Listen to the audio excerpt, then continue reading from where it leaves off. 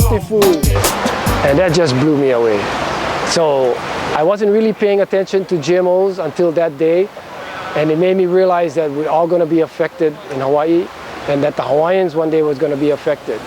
So, today I'm wearing my shirt, the same shirt that we put together back then. And what that triggered in my mind was, uh-oh, here comes the mana mahele.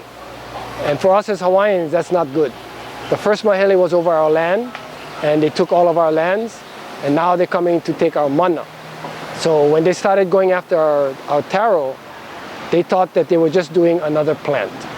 And they didn't need anybody's permission, and they were going to make a commodity out of our taro. And they're going to sell it back to us. So that triggered my thoughts in saying, who gave them permission to do that? Who are these guys? What are they doing? What is GMOs anyway? Right. So all those questions started to be answered because of what they were doing to Haloa. So today we're over here celebrating Haloa. And if you can listen really carefully, you're going to hear the pounding of the making pai'ai in the background. So it's a very special day today. And it's a good day to talk about GMOs because that's where it all started, was right here. So for them to take Haloa, which is our taro, and actually change its genes is beyond our comprehension. So for us, it was like, if you're doing it to our taro, who is part of our family, but if you look into the future, they're going to be doing it to the animals, they're going to be doing it to us. That's the trail that we're on. So we needed to do something about it. So right here, we organized ourselves as Hawaiians. We went through a Hawaiian studies program, went classroom to classroom to classroom. We talked to charter schools, we talked to everybody, and we got together all kinds of people to say no to GMOs. Yes. You cannot GMO Haloa. And we didn't even understand the bad effects on our health. We just was there because of what the end road was going to be. So we went and we went after the university. They said, no, we have a patent, we can't change that. No, it's just a plant, don't worry about it. So we had to protest. We had to lock the doors so that the regents couldn't even go to their meeting. Finally, we got their attention. Finally, they said, okay. And right here on the platform, CITAR signed a memorandum of agreement with Hawaiians that they will not touch our taro, they will not touch Haloa, they will not GMO the taro, they will not GMO Haloa. So, this is a very special place. Yes. We took the fight all the way to the legislature. University of Hawaii testified against us.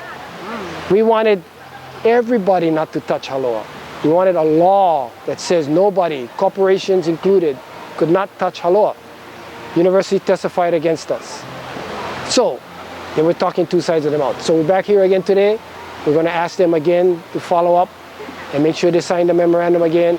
And we're going to continue our battle to protect Haloa, because that tells us that once we start protecting Haloa, then we're going to protect all of our food. Because today we're not only celebrating Haloa, we're celebrating good food. Right. We're celebrating food sovereignty. I mean, if it wasn't for this place, we couldn't grow couldn't make the pai'ai because we wouldn't have land to grow our taro. We wouldn't have water to grow our taro. Once they take the land and water away, we cannot feed ourselves. So food sovereignty means our ability as ordinary people to feed ourselves. And Hawaii is a prime example. We import everything. So if we cannot feed ourselves, we cannot be self-sufficient.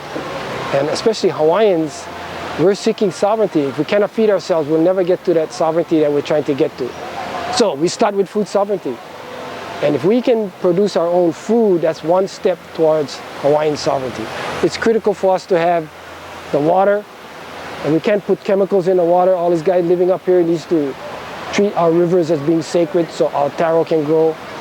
We need the water, we need the land, and that's what we're talking about today, is food sovereignty. We need those kinds of things. And of course, everybody understands food security. Yes. The barges don't come. Right. I don't know what we're going to do. I know in Molokai we still got deer running around. We brought some today, and we can still survive. We got some fish still left on our reefs. We can survive today. But Oahu is going to be a very interesting place if the barges don't come. So the leaders out there, all the people in the legislature, they're supposed to be making sure that that day doesn't happen.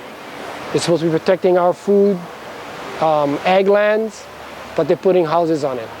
They're supposed to be protecting our ceded lands, our national lands, our public trust lands, and now they're putting laws that they can just give it out to corporations. So as people, we're talking today about, hey, we got to do something because people are not thinking in the future. And the future means we got to be able to feed ourselves. And our leaders are selling out. They feel that the people who are growing on our farmlands, growing seeds that they export, is the future of Hawaii. And that's so ridiculous because we have to feed ourselves. We cannot eat these seeds.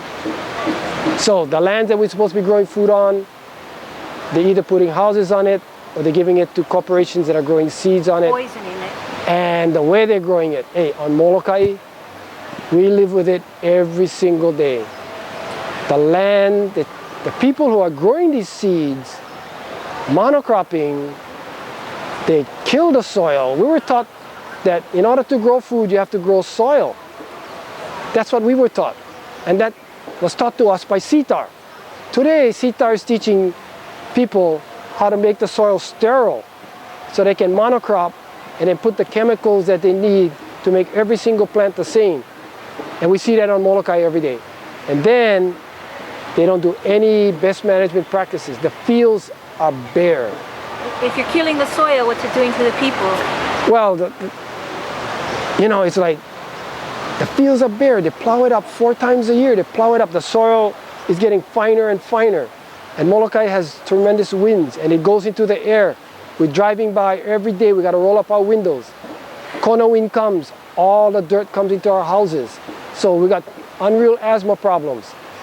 Worse is that in this dust is all the chemicals that they need to grow their monocropping crops because they've killed their soil. So these are chemical companies. It makes sense to them to do this. We're people who live on the land. It doesn't make sense. It's poisoning us. So we got on Molokai, you know, I used to always lead the charge on Molokai to go fight these guys. Now I don't have to because moms, Yes. the moms with babies, Yes. they hit the beehive when they started endangering the babies. Nesting out our keiki. The dust come in the house, the babies get all sick. The moms are up in arms on Molokai. And I think the moms are going to be up in arms on Kauai. The moms are going to be up in arms on the North Shore when all that dust starts coming to the North Shore. It's going to be the moms. That's my hope, my dream, and I can see it happening on Molokai. They're the ones that are going to stop all of this. And the dads are going to try and put labeling onto the next year's legislative session. And hopefully that's going to help the moms say, oh, we're not going to buy this one. And give the moms more ammunition to protect their family once we have everything labeled. Because once it gets in the stores, it's lost in the stores. There's no way you know what you're buying in the stores. So GMOs are well hidden. They're dangerous to our health. They're killing our lands. The dust is going in the air, over our watershed, into our drinking water. The rain comes, it washes it into our reefs. You name it, it's bad. All the aspects of these companies in Hawaii is bad, bad, bad. So if you add bad, bad, bad, bad, you come up with the Hawaiian word pilau. Yes. And it's simply pilau. Yeah. So we started off with haloa and we ended up with pilau. And it all ends up the same. These corporations are willing to endanger our lives for profits. And our government is willing to back these guys up because it makes everybody look good because they're making monies out of these lands and the tax base stays up. Makes the politicians look good. They get good donations during election time and we suffer. So we're here today to say enough is enough. Let's get rid of GMOs from Hawaii. Yes. And let's do what we did in the past, which is eat good food, healthy food, and that we all grow our own food. So that's the answer to getting rid of Monsanto from the state of Hawaii and getting GMOs out of the state of Hawaii. Excellent. Thank you so much, Walter. Okay. Really appreciate Aloha. Mana'o and your just wisdom that you share with all of us. Good food, that's what you're all about. Yes. That's why we're all Yes. together. And that's what's going to win. Good is going to go over pilau. I know so many people are against voting. They haven't voted for many years, but now's the time to register. Really, Hey, it is because this is our way to help label GMOs, help them get out of Hawaii, and also to vote for you. Well, voting for me is good. I'm not against that. But, you know, we have to protect our lands. They're taking our lands. We have to protect our food. We have to protect our kids. The government is not listening to us because we don't vote. Yes. Why should they listen to us if we don't vote? The corporations are there every day giving them money and talking story with them, taking them to lunch, and we're not doing our job. So we need to get involved in politics. You cannot just be a farmer. Those were the old days. Now you have to learn how to do a little bit of politics in order to protect what you're doing. Yes, absolutely. You just can't grow because your water is going to get dirty, your land is going to disappear. So you need to get involved in politics. Thank you, Walter. Okay. Appreciate your time today. All right. Thanks for this beautiful event too. Yeah, aloha. One last one, Walter. Okay. I am Walter Ritte, and I approve this message. Okay, come on. Yes, I am Walter Ritte, and I approve this message. It's an important message.